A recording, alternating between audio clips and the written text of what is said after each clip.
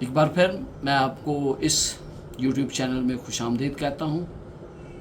بعض اوقات ہم سوچتے ہیں کہ جو ہم فیصلہ کرتے ہیں وہ بہتر ہوتا ہے، اور بعض اوقات ہمارے فیصلے جو ہیں وہ بہت دفعہ غلط ہوتے ہیں۔ موسیٰ 40 سال کی عمر میں یہ سوچتا تھا کہ وہ خدا کے کام کے لیے تیار ہے۔ 12 سال اس نے ماں کے گھر میں گزارے، 28 سال اس نے محل میں گزارے۔ محل سے یہ فیصلہ کر چکا تھا کہ وہ بنی اسرائیل کا ساتھ دے گا، مصریوں کا ساتھ نہیں دے گا۔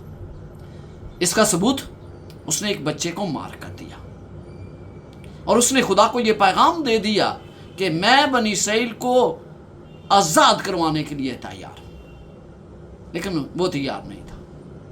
اسے بیابان میں جانا پڑا، اور وہاں 40 سال کے بعد خدا اسے ملتا ہے اور کہتا ہے کہ تو بنی اسرائیل کو آزاد کر۔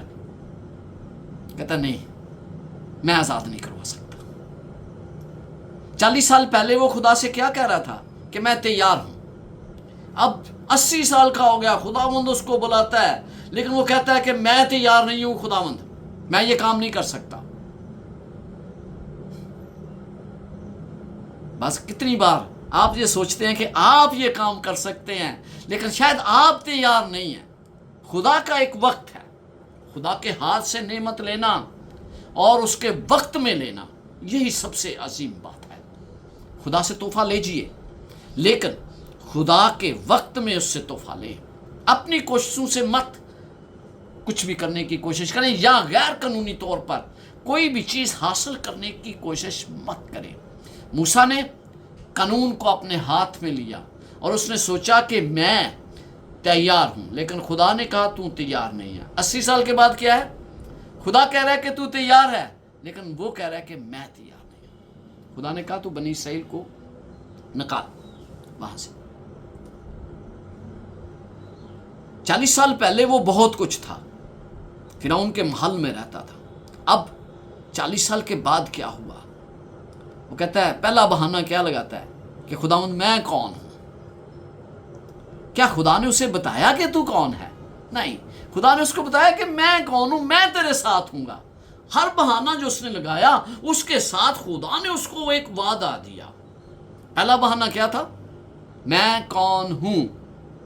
خدا نے اسے بتایا کہ میں تیرے ساتھ ہوں، تو گھبرا نہیں۔ دوسرا بہانہ کیا تھا؟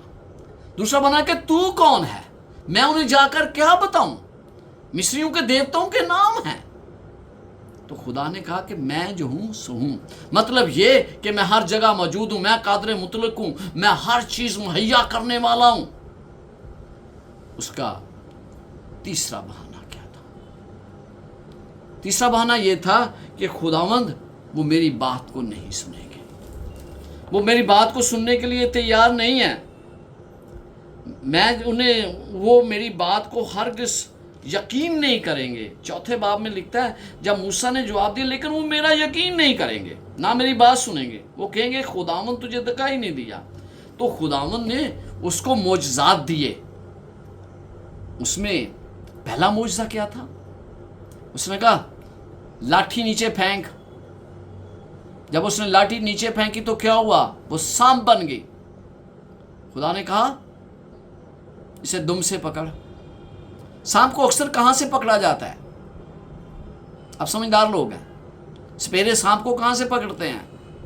اس کے منہ سے، گردن سے، تاکہ انہیں کاٹے نہ۔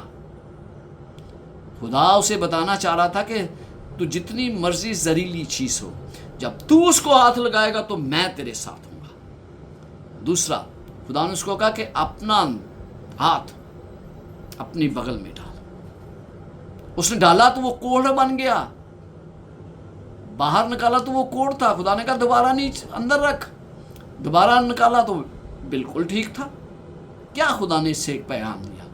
اس نے کہا دیکھ میں قدرت والا خدا ہوں، کوڑ جو گناہ کی علامت ہے میں اسے زندگی میں بدل سکتا ہوں، ہر بیماری سے شفا کی قدرت رکھتا ہوں، شفا دینے کی قدرت رکھتا ہوں۔ تیسرا نشان خدا نے اس کو کیا دیا؟ اس نے کہا تو پانی کو زمین پر پھینکے گا تو وہ خون بن جائے گا، عزیزو، پانی زندگی ہے، اور جب پانی زمین پر گرتا ہے تو وہ فصل اگتی ہے۔ یہاں پر خدا کیا کہہ رہا ہے کہ تو پانی کو، زندگی کو زمین پر پھینکے گا، جو وہ بھی زندگی ہے اور یہ بھی زندگی ہے، کیا ہوگا؟ میں زندگی کو موت میں بدل سکتا ہوں۔ یہ خدا کا تیسرا پیغام تھا اس کے لیے، تیسرے بہانے کا خدا نے اس کو علاج بتایا۔ اب ایک چوتھا بہانہ اور آخری بہانہ تھا، وہ کیا کہتا ہے؟ خداوند میں رک رک کر بولتا ہوں۔ خدا نے کہا زبان کس نے بنائی؟ اور خدا کو اس پر غصہ بھی آیا، اور یہ موسیٰ کا ایک پسندیدہ بہانہ تھا، پسندیدہ، سب سے فیورٹ بہانہ کہ میں بول نہیں سکتا صحیح۔ خدا نے کہا کہ ہارون تیرا بھائی تیری مدد کرے گا۔ اس سے مجھے اور آپ کو کیا سبق ملتا ہے؟ کہ خدا کے پاس ہمارے ہر بہانے کا علاج ہے، اس کے ساتھ وعدہ ہے۔ میں جو بھی بہانہ لگاؤں، خدا نے اس کا کچھ نہ کچھ وعدہ اپنے کلام میں مجھے دیا ہے، لہٰذا مجھے خدا کے کلام پر غور کرنا ہے، اس کو دیکھنا ہے۔ میرے اندر طاقت نہیں ہے، خدا موسیٰ کو یہ بتا رہا ہے تیرے اندر طاقت نہیں ہے، میرے اندر طاقت ہے، میں یہ کر سکتا ہوں، تو نہیں کر سکتا۔ اور اس کے بعد ایک آخری بہانہ بھی اس نے لگا دیا، اور وہ کہتا ہے خداوند تو کسی اور کو بھیج دے۔ خدا جو اسے بھیجنا چاہتا ہے، خدا کو وہ حکم کر رہا ہے کہ بھائی خدا تو بھیج دے کسی اور کو، میں نے نہیں جانا۔ کیا ہم بھی ایسا کرتے ہیں؟ تو عزیزو، جب آپ جانتے ہیں کہ میرا خدا قادر مطلق ہے، میرا خدا ہر چیز مجھے دے سکتا ہے، میرا خدا میری حفاظت کر سکتا ہے، میری رہنمائی کر سکتا ہے، قدم قدم پر میرے ساتھ چلے گا، ہر آزمائش میں میرے ساتھ کھڑا ہوگا، تو پھر میں کیوں انکار کروں؟ آج شاید خدا آپ کو دعوت دیتا ہے کہ فلاں جگہ پر جا کر پیغام سنائیں۔ کیا آپ سہولتیں دیکھتے ہیں؟ کیا آپ یہ دیکھتے ہیں کہ آپ کو کیا ملے گا؟ کیا آپ یہ دیکھتے ہیں کہ وہاں مسائل ہیں؟ یس آف کورس مسائل ہیں۔ کیا موسیٰ نہیں جانتا تھا کہ کیا ہونے والا ہے مصر میں؟ جانتا تھا۔ تو خدا جانتا تھا اس کے ساتھ کیا مصیبت آنے والی ہے، خدا نے اس کو بھیج دیا۔ خدا نے یہ نہیں کیا کہ بھائی میں ایک دم جیسے ہی تو جائے گا تمام کچھ ٹھیک ہو جائے گا، نو۔ پہلے جا کر اس نے جب بتایا تو کیا ہوا؟ مصیبت پر مصیبت آ گئی بنی اسرائیل پر، ان پر زیادہ کام کا بوجھ ڈال دیا گیا، انہیں پہلے سے کہیں زیادہ کام کرنے کے لیے کہا گیا۔ کیوں؟ ظلم پر ظلم۔ خدا نے کہا ہے تو سارا کام تو صحیح ہو جانا چاہیے آپ کی اور میری عقل کے مطابق۔ تو یہ جب خدا مجھے بھیجتا ہے تو ہر چیز فٹ فاٹ، everything should be done, no. سلی آسمان کی بادشاہ سے پہلے سختیاں ہیں، خدا نے بھیجا، لیکن اس کے باوجود مصیبتیں فرعون نہیں جانے دیتا۔ بھائی یہ مت سوچے جب میں خدا کا کام کرتا ہوں تو ہر چیز ایک دم ممکن ہو جائے گی، نہیں۔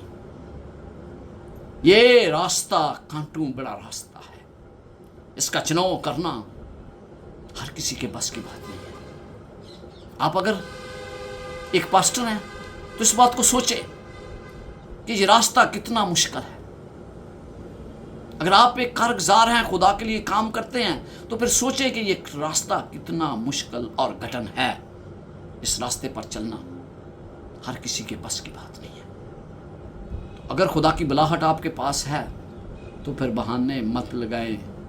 خدا کے پاس ہر بہانے کے ساتھ ایک وعدہ ہے، اور وہ آپ کو ایسے معجزات دے گا، ایسے کام کرے گا کہ آپ حیران ہو جائیں گے۔ خداوند آپ کے ساتھ ہو اور آپ کو برکت